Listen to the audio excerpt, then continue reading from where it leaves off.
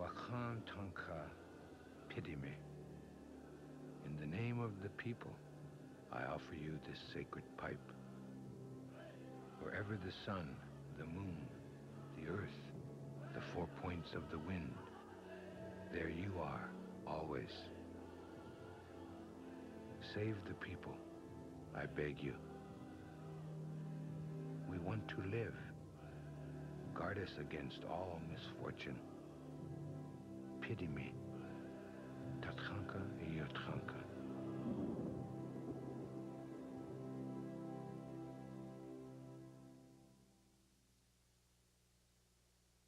The next day was June 25th, a Sunday, cloudless and hot.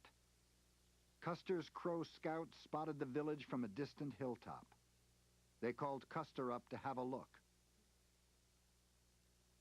Even with a telescope, he was unable to see much more than a white blur on the valley floor. His only concern was that he had already been spotted, that unless he attacked right away, the Indians would split up and flee in so many different bands that he could never stop them. Custer had never yet encountered an Indian band that wouldn't run when the cavalry attacked. So he pushed to an attack as quickly as it could be mounted. Dreadful mistake on his part because his men were exhausted. He should have bivouacked, given them a night's sleep, sent out some scouts to find out how far that village extends in this direction and that, because much of it was hidden by woods along the Little Bighorn. He knew nothing of the terrain, could not tell how many Indians awaited him. But it had been a surprise attack that had allowed him to destroy Black Kettle's Cheyenne on the Washita 8 years earlier. A victory here seemed just as likely. Custer hurried toward the Little Bighorn. He saw dust rising over a ridge just ahead of him. The Indians, he thought, were already on the move to escape. It was now or never. Some 40 warriors appeared, then began racing back toward their camp. Custer sent Major Marcus Reno in 3 companies, 140 men in pursuit, promising to support them. The Battle of the Little Bighorn was about to begin.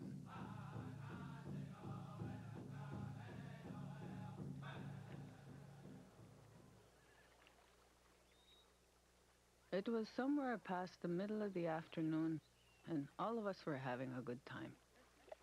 We found our women friends bathing in the river, and we joined them. Other groups were playing in the water. 2 Sioux boys came running toward us. They were shouting, "Soldiers are coming!" We heard shooting. We hid in the brush. Kate Bighead. Reno's men crossed the river, formed a thin skirmish line, and began firing into one edge of the village, assuming that Custer would reinforce them. They were soon outnumbered.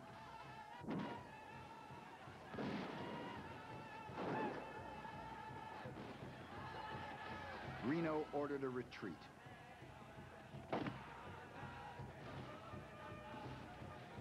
The soldiers were falling into the village, just as Sitting Bull's vision had suggested they would.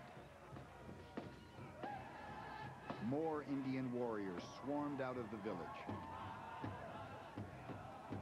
And still, Custer did not come.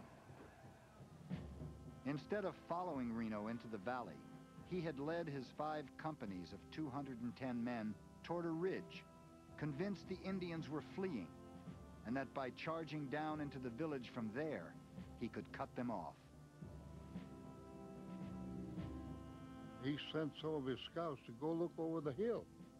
They came back, told him, well, they're still there. So he decided to go look himself. He looked over there, and pretty soon he beat it back. It was all choked. My grandfather used to say, Custer looked whiter than ever.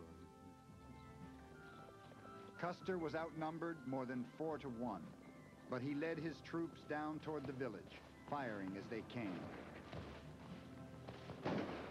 Cheyenne warriors, led by Lame White Man, hung Papa Lakota under Gall, and and Oglala under Crazy Horse rode out to turn Custer back. Custer's men stopped short, stunned at the sight of hundreds of warriors headed right at them. It appeared there would be no end to the rushing procession of warriors. They kept going, going, going. I wanted to go too. I had seen other battles in past times. I always liked to watch the men fighting.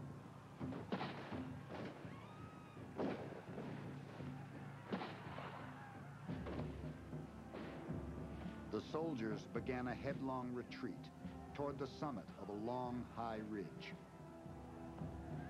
Some of the Indians remembered later that the legs of the men and the horses trembled as they scrambled up the slope.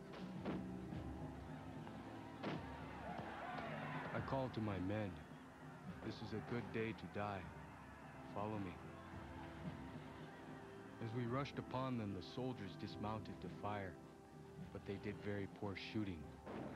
They held their horses' reins on one arm while they were shooting, but their horses were so frightened that they pulled the men all around.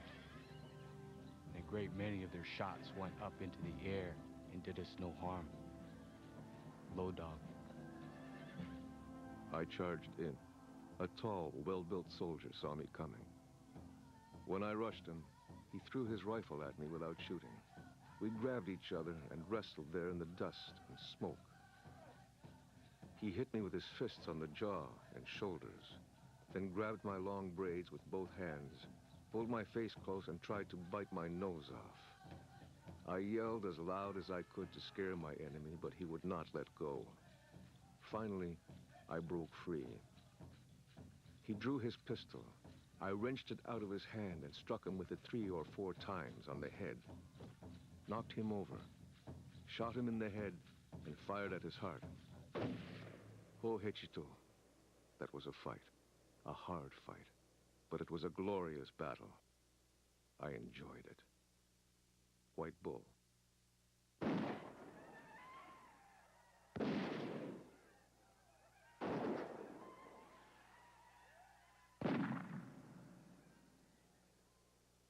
The shots quit coming from the soldiers.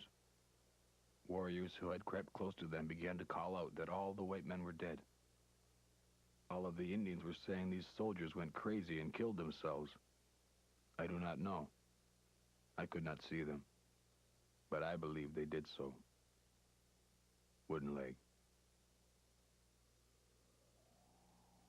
I saw several different ones of the soldiers not yet quite dead. The Indians cut off arms or legs or feet of these, the same as was done for the entirely dead. Some of the women mourning for their own dead beat and cut the dead bodies of the white men.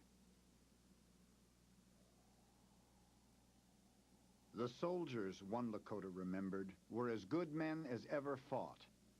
But the fighting, recalled another, had lasted no longer than a hungry man needed to eat his lunch.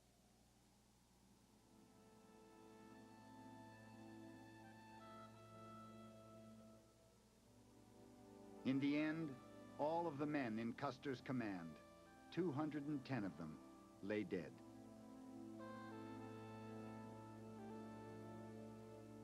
It was the greatest Indian victory of the Plains Wars. 2 Cheyenne women were said to have found Custer's body. The women pushed the point of a sewing awl into each of his ears, into his head. This was done to improve his hearing, as it seemed he had not heard what our chiefs in the South had said when he smoked the pipe with them. They told him then that if ever afterward he should break that peace promise and should fight the Cheyennes, the everywhere spirit surely would cause him to be killed. I often have wondered if, when I was riding among the dead where he was lying, my pony may have kicked dirt upon his body. Kate Bighead.